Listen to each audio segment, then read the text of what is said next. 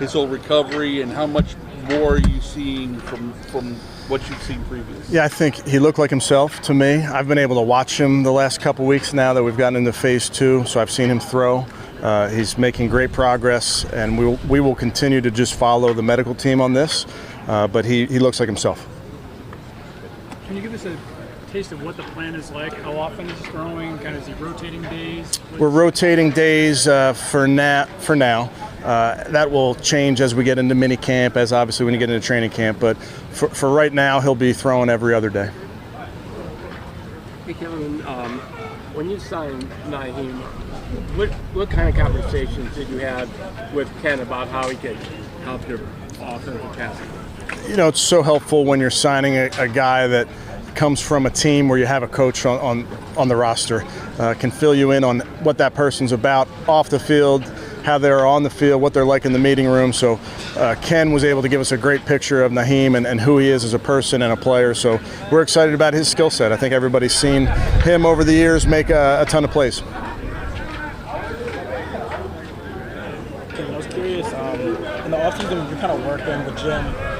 You look at what the defense did in year one, when you finish one in various matches, so maybe the season doesn't end with the performance you're hoping for. How do you as a coach go about looking at layers, a blueprint and putting a plan for improvement when you finish first in so many statistics? You know, it's really interesting. Year to year, things change, and every year stands on its own merit. And I could let Coach Schwartz speak specifically to it, but I know Jim and I know the conversations we've had. We want to be better on defense. There are plays that we feel were left out there. I think if you talk to Coach as he watches the tape over the course of the season, he was surprised we were able to stop anybody. You know, he feels like we can be so much better.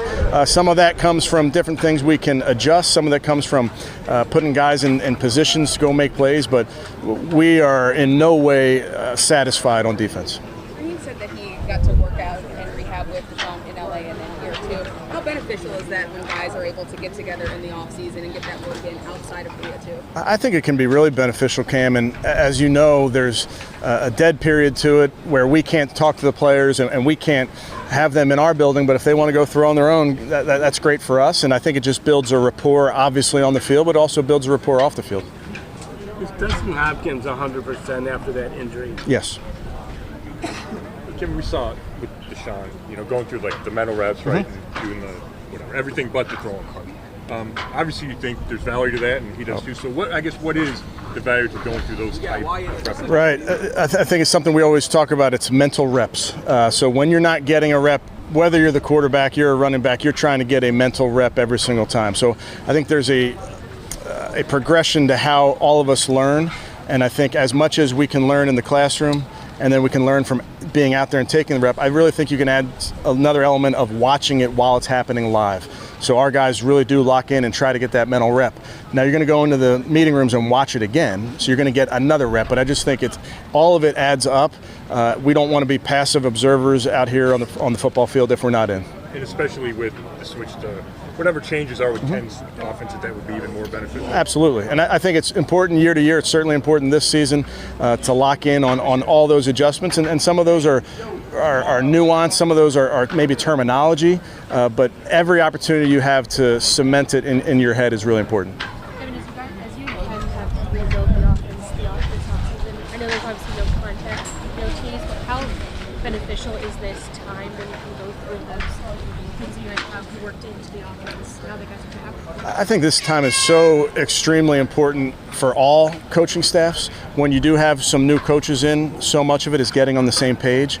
And I don't care how many conversations you have in February, March, and April, until you get on the grass and you rep a play, and then the coverage maybe changes, then there's another conversation that has to happen off of that. So I think Ken and the offensive staff are doing a great job of having these meetings where there are times that we got to talk through it, we got to come to a decision, we got to work through it, and that's just the natural part of having some new coaches.